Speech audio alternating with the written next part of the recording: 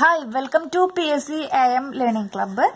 പിന്നെ പ്രിയപ്പെട്ട കൂട്ടുകാരെ സുഖമായിട്ടിരിക്കുന്നെന്ന് വിചാരിക്കുന്നു. ഇന്നേ ഒരു നല്ല രസമുള്ള ഒരു ട്രിക്കാണ് ഞാൻ നിങ്ങൾക്ക് വേണ്ടിയിട്ട് ഷെയർ ചെയ്യുന്നത്. നമ്മളിത് ജിയോഗ്രഫിയുമായി ബന്ധപ്പെട്ടതാണ് കേട്ടോ. അപ്പോൾ ഭൂമിശാസ്ത്രവുമായിട്ട് ബന്ധപ്പെട്ടതാണ്. അപ്പോൾ അതിൽ നമ്മൾ വിഷുവങ്ങൾ പഠിക്കും ഇല്ലേ? എന്താണ് വിഷുവങ്ങൾ എന്ന് പറഞ്ഞിട്ടുണ്ടെങ്കിൽ സാധാരണ ചോദ്യം വരാറുണ്ട്. ഭക്തിയിലൊക്കെ നമ്മൾ പഠിപ്പിക്കുന്നുണ്ട് വിഷുവങ്ങൾ കേട്ടോ. ഇതിനെന്താണ് ഇംഗ്ലീഷിൽ പറയാ? ഈക്വിനോക്സസ് എന്നാണ് പറയാ. ഈക്വിനോക്സസ്.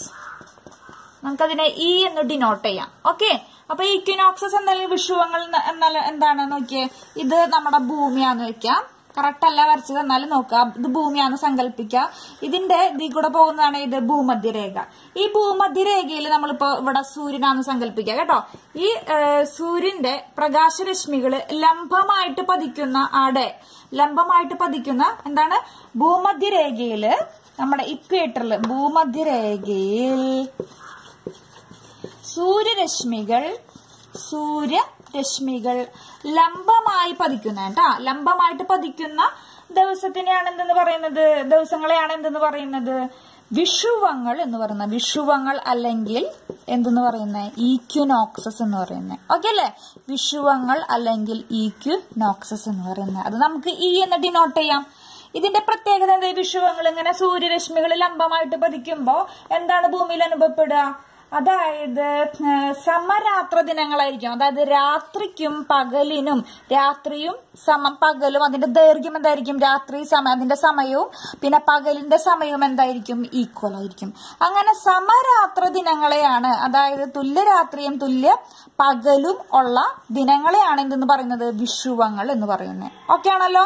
അപ്പൊ സൂര്യരശ്മികൾ ഭൂമധ്യരേഖയിലേക്ക് ലംബമായിട്ട് പതിക്കുന്നു. ആ ദിവസങ്ങളെയാണ് വിഷുവങ്ങൾ എന്ന് പറയുന്നത്. സാധാരണ നമ്മൾ പഠിപ്പിക്കുമ്പോൾ ഒരു കൊല്ലത്തിൽ 2 പ്രാവശ്യമാണ് വിഷുവങ്ങൾ സംഭവിക്കാറുള്ളത്. അത് ഒന്ന് മാർച്ച് 21-നും പിന്നെ സംഭവിക്കുന്നത് സെപ്റ്റംബർ 23-നുമാണ്. ഓക്കെ ആണല്ലോ? അപ്പൊ മാർച്ച് 21-നും സെപ്റ്റംബർ 23-നും ഉണ്ടോ.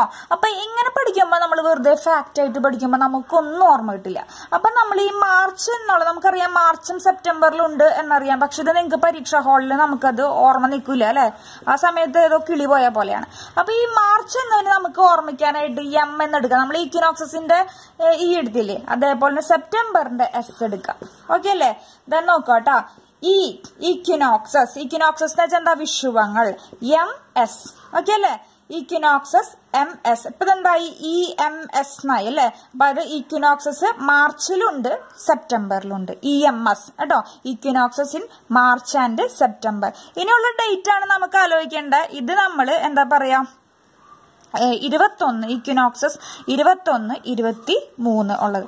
അത് ഇങ്ങനെ ആയിരിക്കും. അപ്പൊ അതായത് EMSന് ഞാൻ പറയണ ഇതിന്റെ കോഡ് EMS നമുക്കറിയാം. EMS എന്ന് പറഞ്ഞൊരു വ്യക്തിയുണ്ട്. പക്ഷെ നമുക്ക് ഇവിടെ ആലോചിക്കാൻ വേണ്ടി മാത്രമാണ് ഞാൻ EMS. അപ്പൊ EMS എന്നൊരു വ്യക്തിയായിട്ട് സങ്കല്പിക്കുക. EMSന് 2 മക്കളുണ്ട്. ഒന്ന് 21 വയസ്സായിട്ടുള്ള ഒരു മകളാണുള്ളത് കേട്ടോ. അപ്പൊ ഇത് EMS ചെറുത് നോക്കിയേ, മാർച്ച് 21 അക്കോർഡിംഗ്.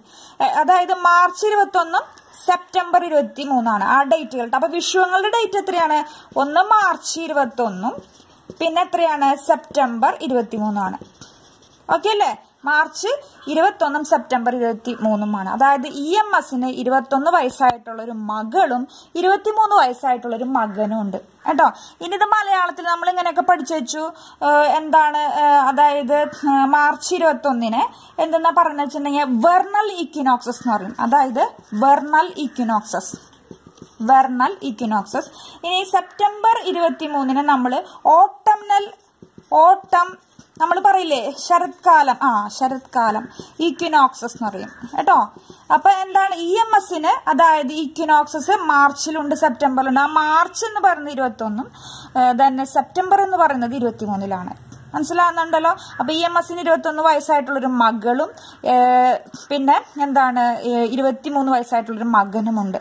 അപ്പൊ ഈ മകളുടെ പേരാണ് എന്തെന്ന്? വസന്ത എന്ന് പറയും കേട്ടോ. മകളുടെ പേരാണ്, അതായത് വസന്ത വിഷുവം. 21 വയസ്സായിട്ടുള്ള മകൾ വളരെ സുന്ദരിയാണ്, വസന്ത. എന്താണ്? വസന്ത വിഷുവം. മകന്റെ പേരാണ് ശരത് വിഷുവം. ഓക്കെ അല്ലേ? അപ്പൊ ഞാൻ ഒന്നും കൂടെ പറയാം. EMSന് 21 വയസ്സായിട്ടുള്ള മകളും 23 വയസ്സായിട്ടുള്ള മകനുണ്ട്. ഈ മാർച്ച് 21 മകൾ കേട്ടോ, മാർച്ച് 21. ദെൻ സെപ്റ്റംബർ 23 മകൻ. ഈ മാർച്ച് ഇത് മലയാളത്തിൽ നമ്മൾ യോജിപ്പിക്കുമ്പോ എന്താണ്? മാർച്ച് 21 എന്ന് പറയുന്നത് എന്താണ്? വസന്തയാണ് അല്ലെ? വസന്ത 21 വയസ്സായിട്ടുള്ള മകളാണ്, വസന്ത വിഷുവം. ദെൻ സെപ്റ്റംബർ 23 എന്താണ്? ശരത് വിഷുവം. അപ്പൊ ക്ലിയർ ആയിട്ട് മനസ്സിലായോ? EMS 21, 23 എന്ന് ആലോചിച്ചാൽ മതി. EMSന് 21 വയസ്സായിട്ടുള്ള മകളും 23 വയസ്സായിട്ടുള്ള ആരുണ്ട്? മകനുണ്ട്. അപ്പൊ ഇക്വിനോക്സസ് കൈ വന്നില്ലേ? ഇത് ഒന്ന് ജസ്റ്റ് ഒന്ന് നോട്ടിലേക്ക് അങ്ങോട്ട് എഴുതിയെടുക്കട്ടെ. വെറുതെ കേട്ടിട്ടുണ്ടെങ്കിൽ നിങ്ങൾ മറന്നു പോകും. അപ്പൊ എഴുതിയെടുക്കുക. ആരോ ഒരാൾ പറഞ്ഞു PSC AM എന്റെ കോഡ് മാത്രം പുള്ളിക്കാരത്തി എഴുതിയെടുത്തിട്ട് ഒരു നോട്ട് ബുക്ക് കംപ്ലീറ്റ് ആവാറായി. കേട്ടപ്പോ വളരെയധികം സന്തോഷം തോന്നി. അപ്പൊ നിങ്ങളും അതേപോലെയൊക്കെ ചെയ്യാട്ടോ. ഓക്കെ, അപ്പൊ വീണ്ടും PSC AM കാണുക, ലൈക്ക് ചെയ്യുക, ഷെയർ ചെയ്യുക. Thank you. Okay, by.